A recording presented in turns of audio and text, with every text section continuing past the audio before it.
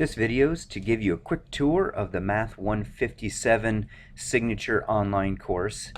And we've copied the Signature course into Blackboard Community, but a lot of things don't transfer over and aren't as functional within the community. You can see things like design and learning objects and things like that. But I want to give you a quick tour of kind of how it works and what we've got so far. So I'm clicking on the DMAX Signature 157 shell. And right now I'm in the teacher view. So we can kind of see all the sample announcements. There's like a sample welcome announcement here and some other sample things to show different ways you can post things to your students. I'm going to toggle this just to the student view just so you see those wouldn't be active right now. But if you end up copying this course over, those would come through and would be hidden, obviously, and you can use a lot of those things. If you look on the left side here, very kind of the same thing as far as just our basic toolbar here on the left. The difference with this course is it is deeply integrated with my math lab. So there is no such thing as course codes anymore or anything like that. As soon as a student clicks on course content and clicks on any asset that has to do with Pearson or my math lab, it automatically asks them for an access code. And once they've done that, they're done for the rest of the semester. So they actually access everything. So I'm just going to chapters 1 through 3 here, and I'll just go into chapter 1 content. So if a student clicks on one of these videos or one of these animations or on this homework tab, it's going to challenge them and they need to put in an access code. And if they don't have one, they can actually purchase it right there. But so this is kind of the general design. We start kind of Bloom's taxonomy design. We do videos. We have some learning objects. We ask them to go out and do their homework. Here's a link to StatCrunch to use with their homework. And then after they do all that, we ask them to do a discussion. So this is kind of the typical design of each chapter. And we've chunked them into kind of 3, like this is chapters 1 through 3, which is the first exam. If they want to access directly the textbook and other review materials, they just click right here. It has a link to the ebook.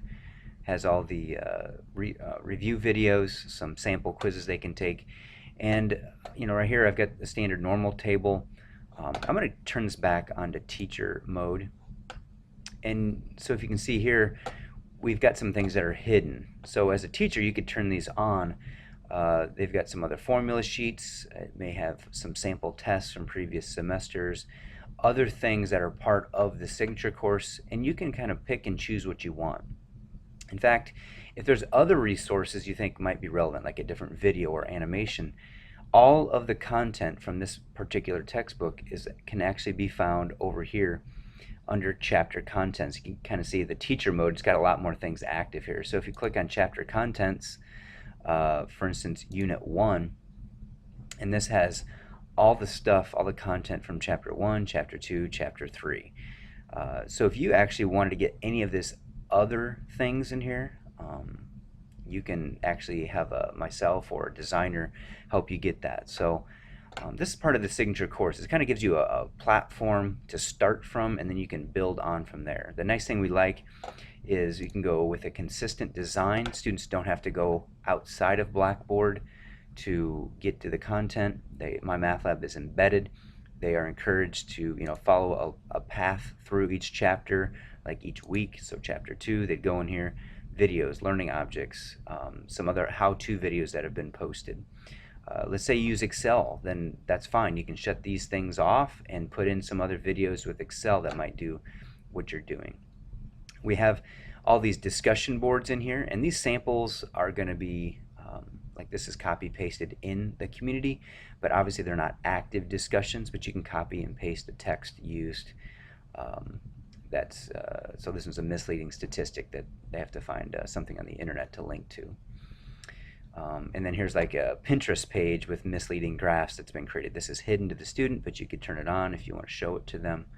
So this signature course is something that anybody can use. You could pick and choose things out of it. If you're teaching it online and you do like this design, you're encouraged to actually use the design and build from there, and then contribute. We kind of every semester or so ask anybody that's using it, what would you like to change? Is there something you like or don't like? Is there something you'd like to add to the signature course? So it's a little bit different. So if I actually go into, let's see here, if I go into course tools here, this is actually my math lab, and this is exactly how you could access your gradebook. And I actually use the My Math Lab gradebook. So when students hit that My Grades link, it actually takes them out to their My Math Lab gradebook. And then you can kind of see all the courses I've used it for here. So we've only used this really well, I guess we're into our second semester of actually using this shell, so there's still a few things to work out, but just thought I'd give you a little tour of the design, what the deep integration looks like. As you can see, it opened a new tab here. I can go back. I'll go back to student view here again, and just give you an idea of what is possible if we do a deep integration with all the proprietary My Math Lab assets and online homework.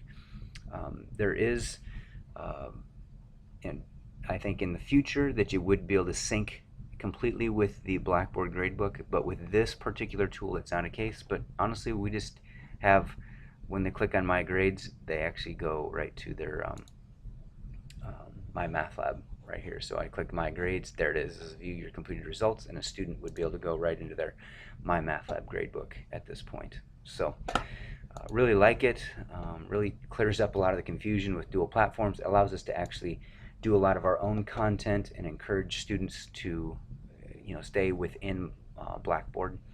And then the one thing that's a little different here is under chapters 7, 8, and 9, Joel Overton and I decided we chunked this differently. We did a week of proportions, a week of means, and a week of deviations. And as you can see, we've kind of mingled chapters 7, 8, and 9, so we didn't have to introduce new distributions for each one.